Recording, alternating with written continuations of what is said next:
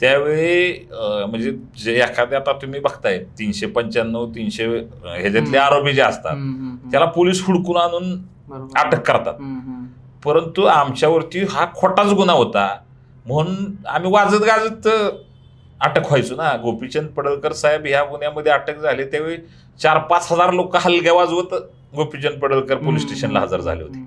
आणि ज्यावेळी त्यांचा जामीन झाला त्यावेळी त्यांच्या स्वागताला सांगलीमधनं आटपाडीपर्यंत 30 ते 35 हजार लोक स्वागताला होती. म्हणजे आज तुम्ही बघा, मंगळसूत्र चोरीतल्या आरोपीच्या स्वागताला 30 ते 35 हजार लोक येऊ शकतात का?